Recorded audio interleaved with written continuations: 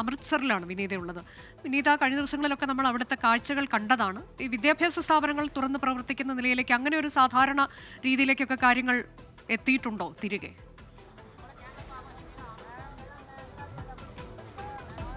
തീർച്ചയായും അനുജ, ഈ അതിർത്തി ജില്ലകളിൽ ഒഴികെയുള്ള മറ്റ് മേഖലകളിലേക്കൊക്കെയുള്ള വിദ്യാഭ്യാസ സ്ഥാപനങ്ങൾക്കൊക്കെ ഇന്ന് തുറന്ന് പ്രവർത്തിക്കാനുള്ളൊരു അനുവാദം നൽകിയിരിക്കുകയാണ്. പക്ഷെ അതേസമയം ഈ പാകിസ്ഥാനുമായി അതിർത്തി പങ്കിടുന്ന 6 ജില്ലകളുണ്ട്. ഈ ഫിറോസ്പൂര്, ഗുരുദാസ്പൂര്, ഒപ്പം അമൃത്സർ, പത്താൻകോട്ട് ഉൾപ്പെടെയുള്ള മേഖലകളിലെ വിദ്യാഭ്യാസ സ്ഥാപനങ്ങൾക്ക് ഇന്നും അവധി തുടരുമെന്ന് തന്നെയാണ് അറിയിച്ചിരിക്കുന്നത്.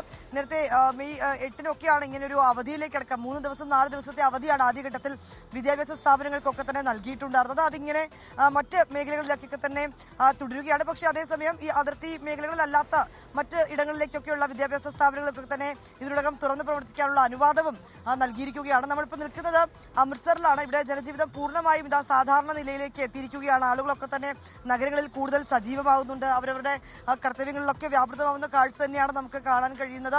സബ്ജി മാർക്കറ്റുകൾ തുറന്നിരിക്കുകയാണ്. സാധനങ്ങൾ വാങ്ങുന്നതിനൊക്കെയായി ആളുകൾ എത്തുന്നുണ്ട്. ഇങ്ങനെ റിക്ഷാവാലകൾ എത്തിയിരിക്കുകയാണ്. ഞാൻ നിൽക്കുന്ന മേഖലയ്ക്ക് സമീപമായാണ് ബസ് സ്റ്റാൻഡ് ഉള്ളത്. അപ്പോൾ ആ ബസ്സിലേക്ക് ഇറങ്ങുന്ന ആളുകളെ കാത്തിങ്ങനെ പ്രതീക്ഷയോടെ കിടക്കുന്ന റിക്ഷാവാലകളാണ് നമുക്ക് കാണാൻ കഴിയുന്നത്. ഇങ്ങനെ ഈ നഗരം കൂടുതൽ ഇങ്ങനെ സജീവമാകുന്ന കാഴ്ച തന്നെയാണ് നമുക്ക് ഈ നഗര മേഖലകളിൽ നിന്നുള്ളത്. പക്ഷെ അതേസമയം രാവിലെ ഞങ്ങൾ ഈ അട്ടാരി ബോർഡറിലൊക്കെ പോയിട്ടുണ്ടായിരുന്നു. അപ്പോൾ അവിടെ പോയപ്പോൾ നമുക്ക് കാണാൻ കഴിയുന്ന അവിടെ പൂർണ്ണമായും വിജനമായി കിടക്കുന്ന ഒരു മേഖല തന്നെയാണ്. കാരണം ഇപ്പോഴും ഈ അതിർത്തി മേഖലകളിലേക്കടക്കം നിയന്ത്രണം തുടരുന്ന പശ്ചാത്തലം തന്നെയാണ് നിലവിലുള്ളത്.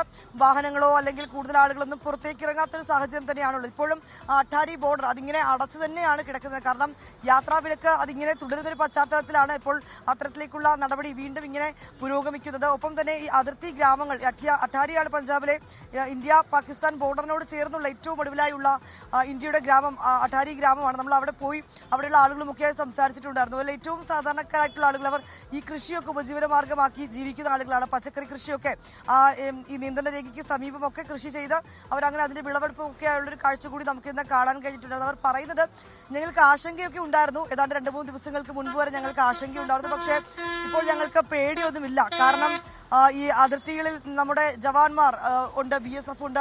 അവരൊക്കെ നമുക്ക് കൃത്യമായിട്ടുള്ള സുരക്ഷ ഒരുക്കും എന്നാണ് അവർ പറഞ്ഞിട്ടുണ്ടായിരുന്നത്. നഗരമേഖലകളിലേക്ക് വരുമ്പോൾ നമുക്ക് ഈ കാണാൻ കഴിയുന്നത് തന്നെയാണ് കാഴ്ച. കൂടുതൽ ആളുകൾ പുറത്തേക്ക് ഇറങ്ങുന്നത് നമുക്ക് കാണാൻ കഴിയുന്നുണ്ട്. ഇങ്ങനെ ജോലിക്ക് മറ്റുമായി എത്തുന്ന ആളുകൾ, അങ്ങനെ വലിയ ഒരു സജീവമായി മാറുകയാണ് ഈ നഗരമേഖലകൾ എന്നത് തന്നെയാണ്. ഒരുപക്ഷെ ഇന്നലെയൊക്കെ നമ്മൾ രാവിലെയൊക്കെ ഇവിടെ നിന്ന് ഈ വാർത്തകൾ നൽകുമ്പോൾ ഇത്രയും സജീവമായിരുന്നില്ല ഈ നഗരം. ആളുകൾ ഇങ്ങനെ ഇറങ്ങി തുടങ്ങുന്നതേ ഉണ്ടായിരുന്നുള്ളൂ. പക്ഷേ ഇപ്പോൾ അങ്ങനെയല്ല. പൂർണ്ണമായും ഒരു പഴയ രീതിയിലേക്ക് നഗരം മാറുന്ന കാഴ്ച തന്നെയാണ് നമുക്ക് കാണാൻ കഴിയുന്നത്. അതെ, നഗരമേഖലകളൊക്കെ അമൃത്സറിൽ സാധാരണ നിലയിലേക്ക് തിരിച്ചെത്തുകയാണ്. നല്ല അട്ടാരി അതിർത്തിയോട് ചേർന്നുള്ള ഇടങ്ങളിലൊക്കെ വിജനമായ ഒരു രീതിയിലാണ് കാണാൻ കഴിഞ്ഞത് എന്നതാണ് വിനീത VG നൽകിയ വിവരം.